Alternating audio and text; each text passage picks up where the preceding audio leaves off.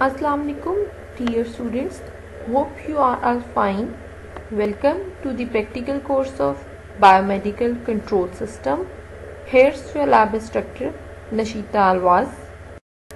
This lab basically consists of 5 portions: lab objective, equipment needed for the experimentation, theoretical background of the experiment, lab performance part, and conclusion. The title of our today's experiment is to understand the transfer function to state space conversion in MATLAB software. Equipment needed for the experimentation is MATLAB software installed in your personal computer. Moving towards the theoretical background of this experiment, theme of our today's experiment is to understand the conversion between the transfer function and state space. We have to convert the transfer function into the representation of state space. As we have already talked about the mathematical modeling system types, मतलब जिसके अंदर हमने देखा था कि हम system को किस तरह से मॉडल कर सकते हैं, जो हमारे पास फिजिकली सिस्टम अवेलेबल होता है, किस तरह से हम उसकी मैथमेटिकल मॉडलिंग कर सकते हैं अपने पेपर पे. उसकी बेसिकली 3 टाइप्स होती हैं, जिसके अंदर डिफरेंशियल इक्वेशन होता है, जिसके अंदर ट्रांसफर फंक्शन होता है और जिसके अंदर स्टेट स्पेस होता है. ठीक है, ट्रांसफर फंक्शन को हमने बहुत डिटेल में पढ़ा हुआ है. ठीक है, लेकिन हमने स्टेट स्पेस को इतना थॉरली, मतलब हमने इतना नहीं पढ़ा. मतलब हमने सिर्फ ये पढ़ा था कि state space is the method of mathematical modelling. तो आज की लैब में हम ट्रांसफर फंक्शन को स्टेट स्पेस पे कन्वर्ट करेंगे. एक मॉडल, एक सिस्टम जो है वो आपके पास ट्रांसफर फंक्शन की फॉर्म में अवेलेबल होगा, उसको हम स्टेट स्पेस में कन्वर्ट करेंगे, मैटलैब पर भी और मैथमेटिकली भी. तो हम लोग सबसे पहले देखते हैं ट्रांसफर फंक्शन क्या है. थॉरली हम इसको रिवाइज कर लेते हैं, मतलब ट्रांसफर फंक्शन क्या है. तो transfer function is the ratio of Laplace transform of the output to the Laplace transform of the input considering all initial conditions to 0. State space representation. State space representation is a mathematical model of a physical system as a set of input, output, and state variables related by first order differential equations. The state space representation of a system replaces an nth order differential equation with a single first order matrix differential equation. हमने जो आपका पढ़ा था transfer function, वो basically work कर रहा होता है फ्रीक्वेंसी डोमेन में या फिर एस डोमेन में या फिर लैपलास डोमेन में, जबकि ये जो मैथमेटिकल मॉडलिंग का मेथड होता है, स्टेट स्पेस हमारे पास, ये जो है टाइम डोमेन में वर्क कर रहा होता है. पहली बात, मैथमेटिकल मॉडलिंग का ही एक मेथड है. इसके अंदर आप क्या करते हो, एक मैथमेटिकल मॉडल बनाते हो जिसके अंदर आप इक्वेशंस बनाते हो, मॉडल बनाते हो, डिफरेंशियल इक्वेशंस बनाते हो, जिसके अंदर आप इनपुट और आउटपुट्स को कंसीडर कर रहे होते हो और स्टेट्स को कंसीडर कर रहे होते हो. और आप लोग देखते हो कि जितनी भी इसमें इक्वेशंस होती हैं, हमारी प्रेफरेंस ये होती है कि हम उसको फर्स्ट ऑर्डर में कन्वर्ट करें. ठीक है, फर्स्ट ऑर्डर इक्वेशंस की फॉर्म में ही आपको डेटा नॉर्मली मिल रहा होता है. पहले आप फर्स्ट ऑर्डर को कंसीडर करते हो, देन ऑनवर्ड मूव करते हो. ठीक है, अगर आपकी नीड होती है तो मोस्ट ऑफ द टाइम आपकी प्रेफरेंस ये होती है कि आपने अपनी डिफरेंशियल इक्वेशंस को फर्स्ट ऑर्डर में कन्वर्ट करना है. अब कुछ पैरामीटर्स हैं, कुछ डेफिनेशंस हैं जो कि स्टेट स्पेस में हम मतलब हमें पता होनी चाहिए. तो उसमें सबसे पहले आता है आपके पास स्टेट. स्टेट क्या है? State is the group of variables. Group है एक वेरिएबल्स का, काफी सारे वेरिएबल्स उसके अंदर इंक्लूडेड होंगे, which summarizes the history of the system in order to predict the future values. Future values को प्रिडिक्ट करने के लिए आप वेरिएबल्स के अंदर हिस्ट्री को रख लेते हो. ठीक है, तो एक ग्रुप ऑफ वेरिएबल्स होता है which summarizes the history of the system, जिसके अंदर हिस्ट्री ऑफ द सिस्टम होता है. ठीक है, सिस्टम की इंफॉर्मेशन होती है उन वेरिएबल्स के अंदर, और वो वेरिएबल्स जो है वो प्रिडिक्ट कर रहे होते हैं फ्यूचर की वैल्यूज को. देन आपके पास आता है स्टेट वेरिएबल. अब स्टेट के अंदर क्या है? स्टेट के अंदर स्टेट वेरिएबल्स ही हैं जो कि हिस्ट्री को अपने अंदर रख रहे होते हैं कि सिस्टम के साथ पहले क्या क्या हो चुका है, और हम लोग पास्ट को कंसीडर करते हुए फ्यूचर को प्रेडिक्ट कर लेते हैं स्टेट के अंदर. स्टेट वेरिएबल क्या है? स्टेट वेरिएबल जो है वो स्मॉल सेट ऑफ वेरिएबल्स है that determines the state of the system are known as state variables. हम लोगों के पास स्टेट वेरिएबल जो है वो बेसिकली स्मॉल सेट है वेरिएबल्स का, जिसके थ्रू हम ये कहते हैं कि फर्स्ट ऑर्डर में तो इसकी कंडीशन ये होगी, सेकेंड ऑर्डर में तो इसकी कंडीशन ये होगी। इस तरह से मतलब हम लोग स्टेट बता रहे होते हैं सिस्टम की यूजिंग स्टेट वेरिएबल। देन हमारे पास आता है state vector. State vector is the vector which contains the state variables as elements. सबसे पहले आपके पास स्टेट है, स्टेट से आपका बना स्टेट वेरिएबल्स, मतलब स्टेट वेरिएबल ग्रुप क्या होता है, आपके पास एक वेरिएबल का सेट होता है जिससे आप सिस्टम की स्टेट बताते हो। उन वेरिएबल्स को के ग्रुप को आप स्टेट के अंदर डालते हो और फिर उनसे आप लोग स्टेट वेक्टर बनाते हो। ठीक है, तो स्टेट वेक्टर जिसके अंदर आपके स्टेट वेरिएबल्स जो हैं वो एज एन एलिमेंट इंक्लूडेड होते हैं। आपने देखा होगा वेक्टर्स मैट्रिक्स में बहुत सारे एलिमेंट्स जो है वो इंक्लूडेड होते हैं, तो स्टेट वेक्टर के अंदर डिफरेंट स्टेट वेरिएबल्स जो हैं वो इंक्लूडेड होते हैं। Advantages of state space analysis. It can be applied to linear plus non-linear system. Linear system आपके पास क्या होते हैं? लीनियर सिस्टम वो सिस्टम्स होते हैं जिनके अंदर अगर आप इनपुट चेंज करो तो आउटपुट उसी के अकॉर्डिंग चेंज हो रही होती है और रिस्पॉन्स स्ट्रेट लाइन की फॉर्म में आपको मिलता है। जबकि नॉन लीनियर सिस्टम ये होते हैं कि अगर आप इनपुट चेंज करो तो आउटपुट स्ट्रेट लाइन की फॉर्म में चेंज नहीं हो रही होती। तो आपका जो स्टेट स्पेस एनालिसिस है ना, ये linear plus non linear system दोनों के लिए वर्क करता है। ये टाइम इनवेरिएंट सिस्टम्स पर भी एप्लीकेबल होता है। टाइम इनवेरिएंट सिस्टम क्या होते हैं? जो विद रिस्पेक्ट टू टाइम जो है वो वेरी नहीं कर रहे होते।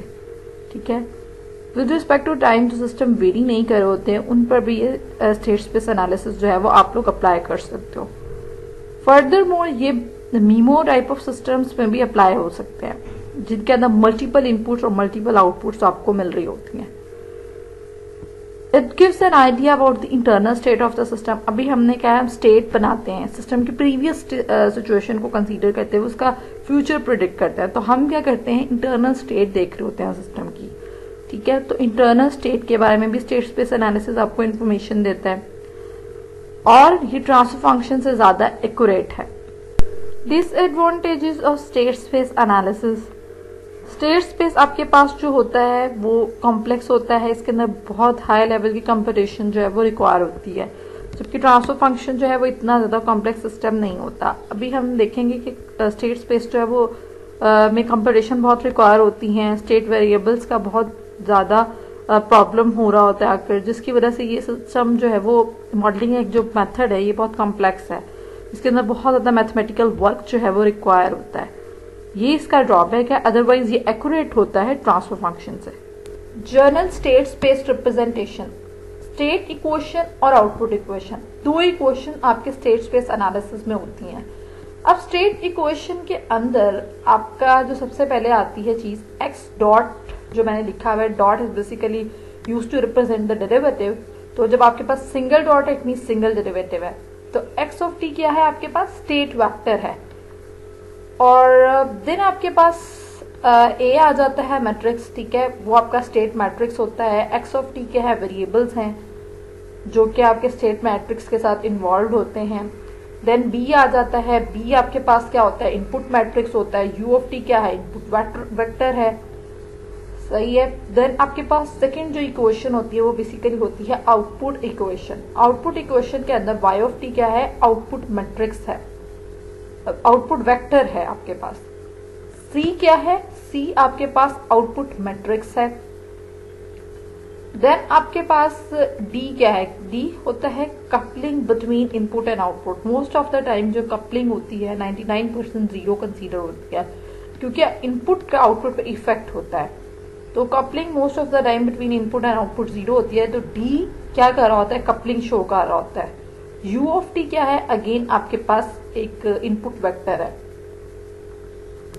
वही जो हमने भी दो इक्वेशंस पढ़ी हैं, स्टेट इक्वेशन और आउटपुट इक्वेशन, उन्हीं को मैंने यहाँ पे एक्सपैंड किया हुआ है। तो d x by D t क्या है, आपके पास सबसे पहले स्टेट वेक्टर है। ठीक है, सबसे पहले तो आपके पास ये एक स्टेट वेक्टर है। देन आपके पास आता है एक ए मैट्रिक्स। ए मैट्रिक्स बेसिकली एक स्क्वायर मैट्रिक्स होता है और स्क्वायर मतलब इसमें इक्वल नंबर ऑफ रोज और कॉलम्स होती है, इक्वल नंबर्स होते हैं। अब जिस तरह से हमने स्टेट इक्वेशन के आउटपुट में देखा था, जो स्टेट वेक्टर था उसमें n नंबर ऑफ रोज होंगी लेकिन कॉलम एक ही होगा आपके पास, लेकिन स्टेट मैट्रिक्स के अंदर आपके पास जो है इक्वल नंबर ऑफ रोज और कॉलम्स होंगे। देन आपके पास आ जाता है अगेन स्टेट वेक्टर, ठीक है, उसके अंदर भी एक कॉलम होता है और n नंबर ऑफ रोज होती हैं।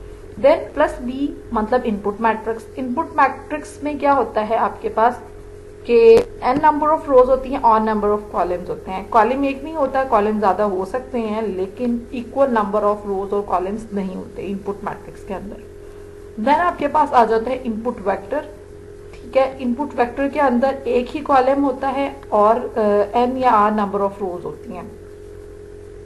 देन सेकेंड इक्वेशन के अंदर जो बेसिकली है आपकी आउटपुट इक्वेशन, एक होता है आपके पास C मैट्रिक्स जो कि आउटपुट को शो कर रहा होता है, आउटपुट मैट्रिक्स होता है, और उसके अंदर डिफरेंट नंबर ऑफ उसके अंदर ज्यादा जो है नंबर ऑफ रोज होती हैं और नंबर ऑफ कॉलम्स जो है सॉरी ज्यादा होते हैं, जबकि नंबर ऑफ रोज जो है वो कम होती हैं आउटपुट मैट्रिक्स के अंदर। और देन आपके पास आ जाता है n क्रॉस 1 मीन्स जो हमारे पास होता है आउटपुट वेक्टर, ठीक है, y of t x of t output vector है। फिर आपके पास आ जाता है d कपलिंग मैट्रिक्स जो कि इनपुट और आउटपुट की कपलिंग शो कर रहा होता है। देन ऑफ t अगेन जो है आपके पास इनपुट वेक्टर होता है, इसके अंदर एक कॉलम होता है और रोज डिफरेंट होती हैं।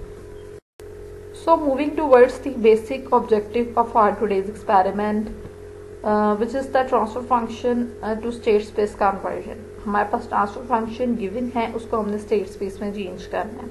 तो हम किस तरह से करेंगे? हम करेंगे ट्रांसफर फंक्शन को स्टेट स्पेस में चेंज इस तरह से कि हम सबसे पहले ट्रांसफर फंक्शन को डिफरेंशियल इक्वेशन में कन्वर्ट करेंगे by cross multiplying, and then हम क्या करेंगे, इनवर्स लैप्लास लेंगे जिससे जो इक्वेशंस थी वो एस डोमेन से टाइम डोमेन में आ जाएंगी। क्यों? क्योंकि हमारे पास जो स्टेट स्पेस होता है वो टाइम डोमेन में होता है, इसलिए हमने क्रॉस मल्टीप्लाई के बाद जो डिफरेंशियल इक्वेशन हमारे पास बनेगी उसका हमने इनवर्स लैप्लास ले लेना है, तो हमारी टाइम डोमेन की इक्वेशन बन जाएगी, जिसके अंदर हम ये कंसीडर करेंगे कि हमारी इनिशियल कंडीशंस जो है वो सारी जीरो हैं। देन वो represent the differential equation in state space in phase variable form.